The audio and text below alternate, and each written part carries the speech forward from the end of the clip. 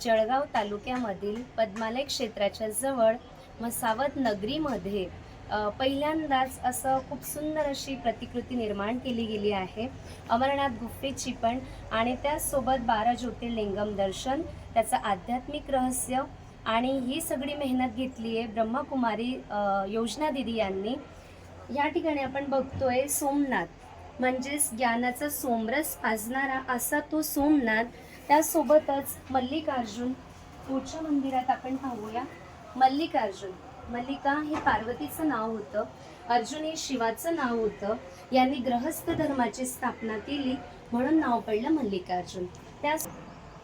त्यासोबतच आपण पाहूया महाकालेश्वर, उज्जैनमध्ये स्थित आहे. काळांचा काळ जो महाकाल ज्याला आपण म्हणतो, असे महाकालेश्वर मंदिर आहे. त्यासोबतच ओंकारेश्वरम, अर्थात ओमचा सत्य परिचय करवणारा आणि परमात्मा ओमकार स्वरूपमध्ये, सत्य स्वरूपमध्ये स्थित आहे म्हणून आपण पाहूया ओंकारेश्वरम.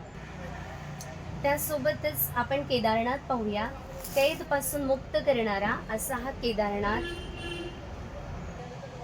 त्यासोबतच आपण पाहूया रामेश्वरम, अर्थात रामाने पण ज्या शिवाची पूजा केली आहे, आराधना केलेली आहे, असे हे रामेश्वरम.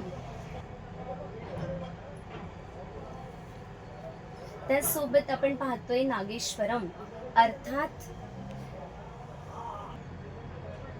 त्यासोबत आपण पाहतोय कृष्णेश्वर, म्हणजेच घृणाभावला नष्ट करणारा असा हा कृष्णेश्वर आहे. त्यासोबत आपण पाहतोय विश्वनाथ, म्हणजे विश्वाचा तो अमरनाथ आहे, विश्वनाथ आहे. आपण या ठिकाणी पाहतोय भीमाशंकर, ज्यांनी आसुरी वृत्तींचा संहार केला म्हणून नाव पडलं भीमाशंकर. त्यासोबतच वैद्यनाथ, म्हणजेच आत्म्याची जी विकारांची बिमारी आहे ती दूर करणारा असा हा वैद्यनाथ. त्यासोबतच आपण पाहूया अमरनाथ गुफेचं दर्शन. या ठिकाणी खूप सुंदर अशी प्रतिकृती निर्माण केली गेली आहे, ज्याला आपण बर्फानी बाबा म्हणतो. तर हे असे अमरनाथ परमात्मा जो अमर आहे आणि जो आपल्याला अमरत्व प्रदान करतात, असे खूप सुंदर निर्माण केलं गेलं आहे. तर हे ह्या ठिकाणी 3-4 दिवस रात्र दिवस एकत्र करून याची खूप सुंदर प्रतिकृती निर्माण केली गेली आहे.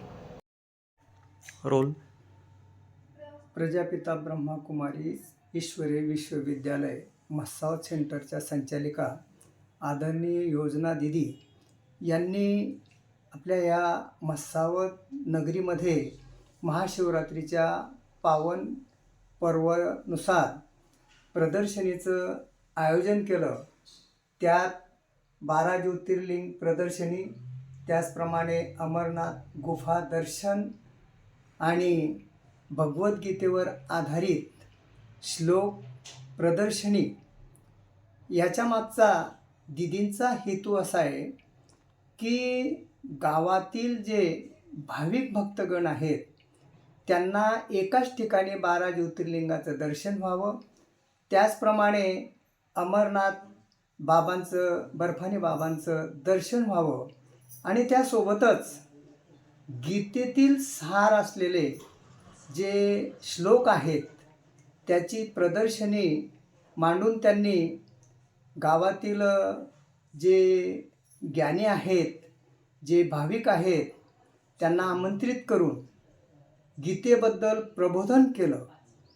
आणि दररोज सकाळ संध्याकाळ आरतीच्या निमित्ताने भाविक या ठिकाणी बहुसंख्येने हजर राहत होते. आणि आरती आटोपल्यानंतर भाविकांना एकत्र बसून दिदी त्यांना आध्यात्मिक प्रबोधन करत होत्या. आध्यात्मिक प्रबोधन एवढ्यासाठी की एक समाज असा निर्माण व्हावा, की मूल्यनिष्ठ समाज निर्माण व्हावा, आणि आपल्या घराघरातील वातावरण सद्भावनायुक्त, त्याचप्रमाणे आपुलकीची वागणूक मिळावी, आणि घर प्रत्येक असं बनावं की जेणेकरून एक आदर्श असं कुटुंब निर्माण व्हावं, की जेणेकरून सर्वांच्या मनामध्ये ऐक्याची भावना वृद्धिंगत होईल, आणि एक याच्यातून आपला स्वर्णिम भारत निर्माण होण्यासाठी एक अवसर मिळेल अशा प्रकारचा प्रयत्न दीदींचा आहे. त्यासोबतच व्यसनमुक्तीच्या बाबतीत सुद्धा या परिसरामध्ये हायस्कूल असेल, गावं असतील, तर त्या ठिकाणी एक व्यसनमुक्तीची गाडी कुंभकर्ण चित्रित केलेला तेही फिरवण्यात आलं आणि जनजागृती करून प्रबोधन करण्यात आलं.